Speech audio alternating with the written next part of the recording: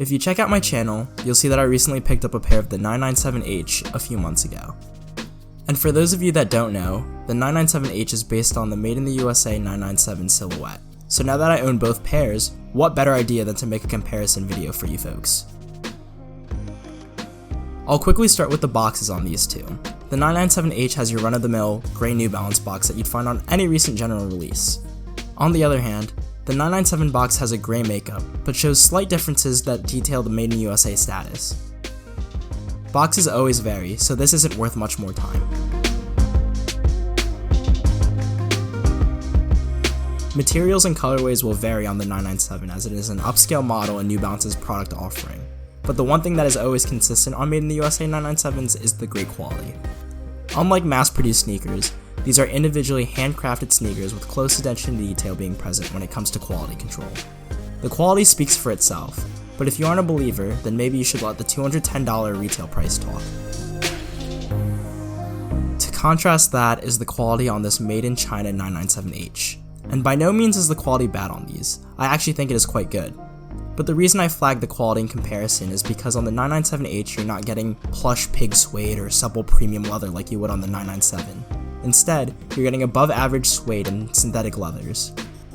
Again, nothing wrong with the materials, it's just what you get when it comes to an overly mass-produced sneaker, especially when talking the $90 retail price of 997H. Appearance is always subjective, and to me both are great looking sneakers.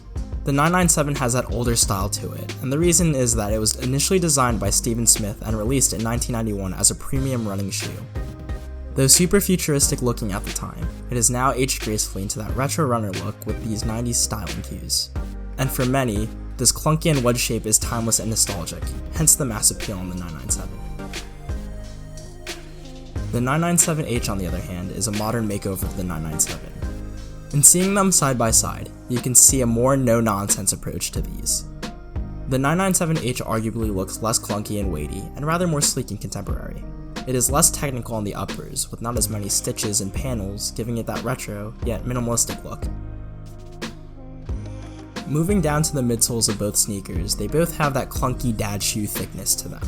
Both are extremely comfortable sneakers, but in obtaining that status is where these two differ.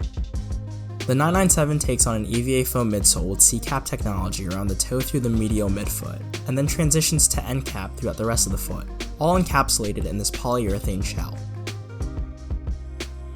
In contrast, the 997 is much simpler, using a GC EVA foam. This GC EVA foam is super lightweight, and in wearing the shoe a bunch of times, you could really feel the weight difference between these and the 997. In comparing the two, the Made in the USA 997 has a much more stable ride, while the 997H is much more lightweight and has a bouncier feel to it. I can't speak on long-term durability on both sneakers because all sneakers age and wear differently, but I will say you won't be disappointed on either of them given the New Balance nameplate.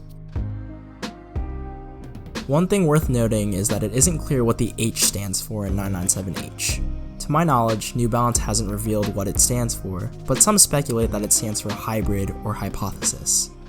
Regardless, you can tell the New Balance is trying to build out the 997H's audience through recent mass marketing campaigns and public figures being named as brand ambassadors.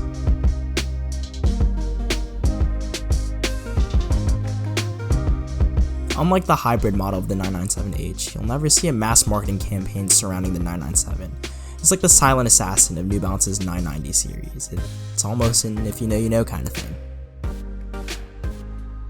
And while on the topic of hybrids, it is also worth noting that New Balance also put out another 997 variation recently, the 997S, standing for Sport. They retail for $120, and in seeing them in store they definitely draw on 997 styling cues, but have their own unique to them, especially through that end cap reveal sole it has. I don't own a pair, which is why they aren't included in this video. But going back to the 997 and 997H for the last time, it draws on the question of which do I like more. It's tough to say. I will say, the 997H is much more disposable in the sense that there won't be any long-term value to them. It's a very in-the-now sneaker that you add to your rotation because of its value, comfort, and retro runner styling.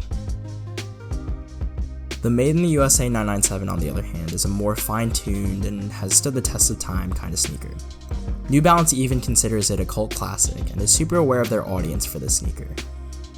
People who own the 997 are particular about what they're wearing, and you'll notice a lot of collectors hang on to their pairs for years. And it's for good reason. They're a classic sneaker, enough for a hybrid model like the 997H to even exist. But I'm done rambling now. I'd love to hear from you guys and give me your take on the 997 versus the 997H. Was it a smart move by New Balance to create this sneaker? Do you own pairs of the 997 and 997H? I'd love to know any and everything in the comments below.